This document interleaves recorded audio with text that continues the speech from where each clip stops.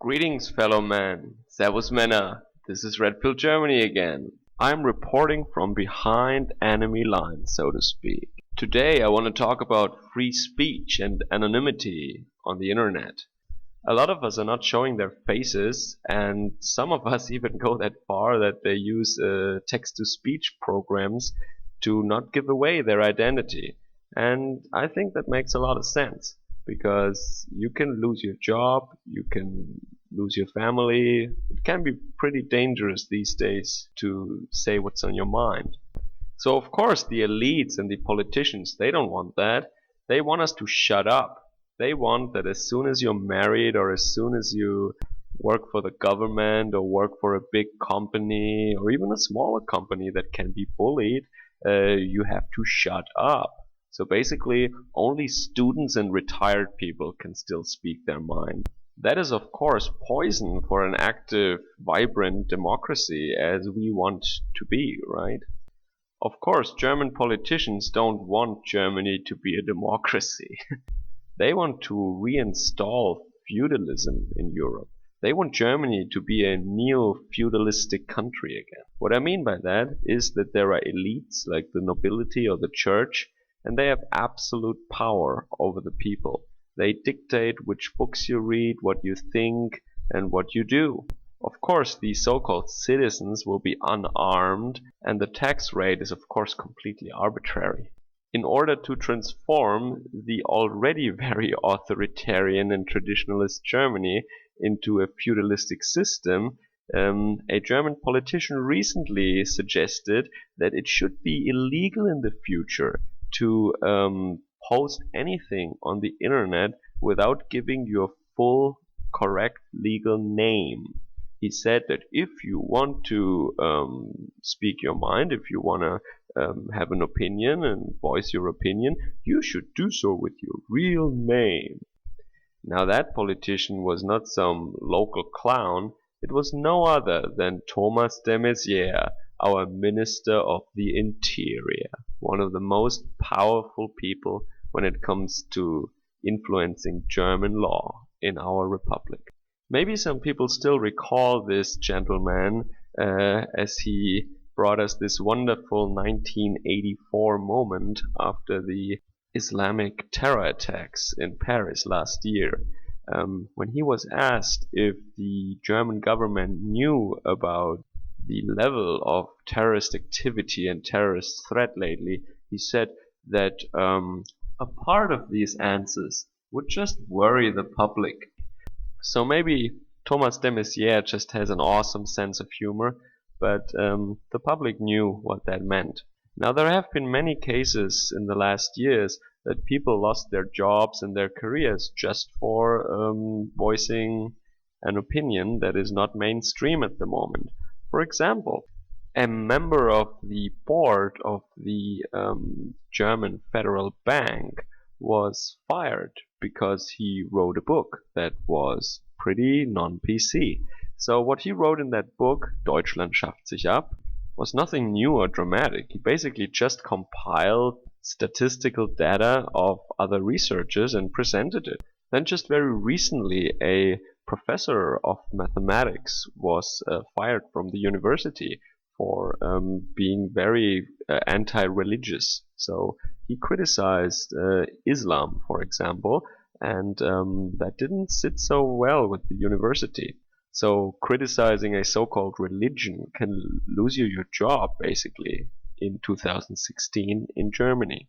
It even went that far once that a chimney cleaner was basically, he lost his district because he was affiliated with a right-wing German party that is not banned or anything. I mean, you either have to ban the party or not. You cannot just fire people because they're affiliated with that party, unless you ban that party. That's just my opinion. And recently, of course, there are articles in newspapers all the time where they discuss when a person should get fired. So what can you say and what can you not say about refugees or immigrants or foreigners or whatever. So it is communicated via the official channels to the people in Germany that they can lose their job when they say something that's against the government, basically.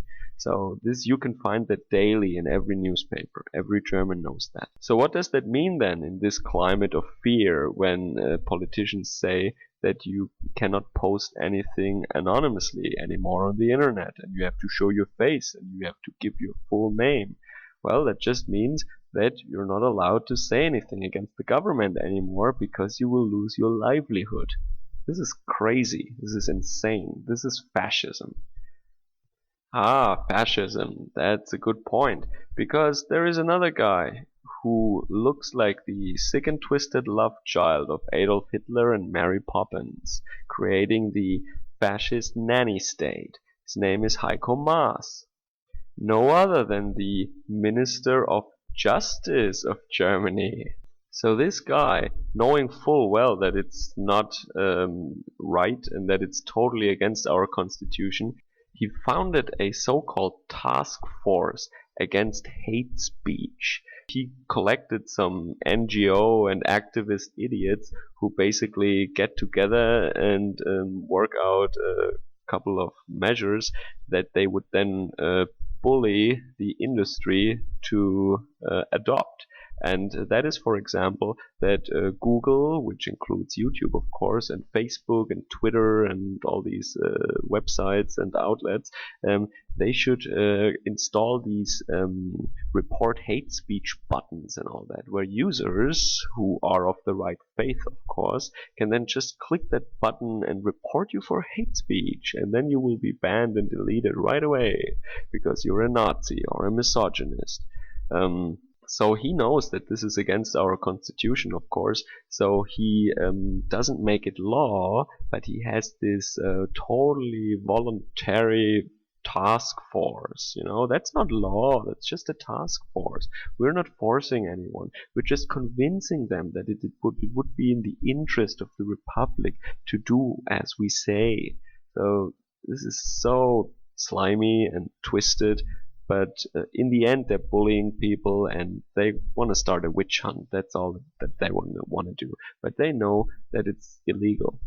So it's always very important to me to make a clear distinction between this type of communist Western German old elite kind of network and the rural, more traditional parts of Germany.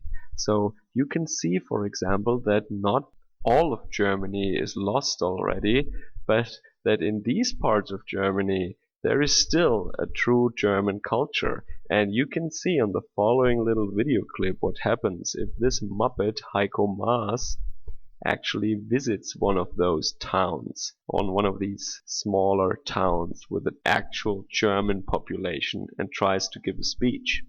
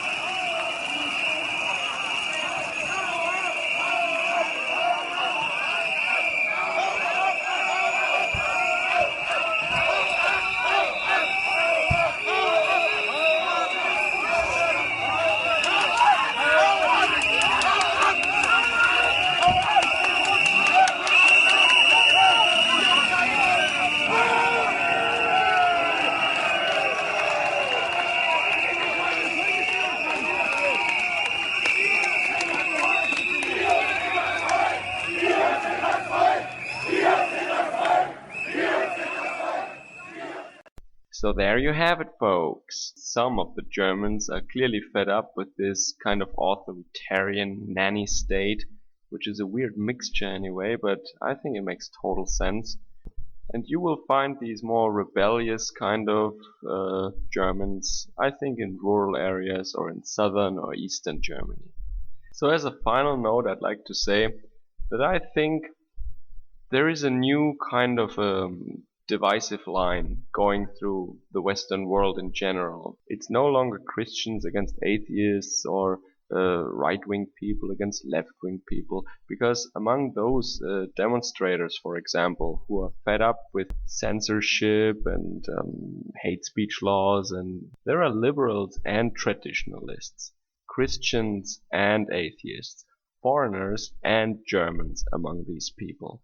So I think the new divisive line is actually people who use logic, facts, data, and reason, and the other side uses manipulation, lies, emotion, and bases everything on feelings. So another component to this divide, I think, is identity politics on the one side versus more freedom on the other side. Or if you wish, equality of outcomes on the one side and equality of opportunity on the other side.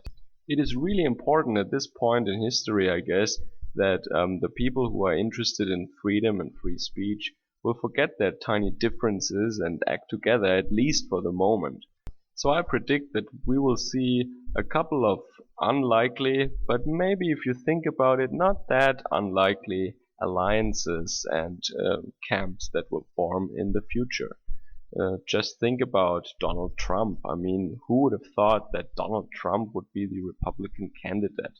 I mean, he's not even a real conservative. So that is one of the examples, a very prominent example for these new alliances and these new blocs that form now. So I hope you found this interesting, and this is it from my side. Hope to catch you guys again soon. Have a great day. Servus, Männer!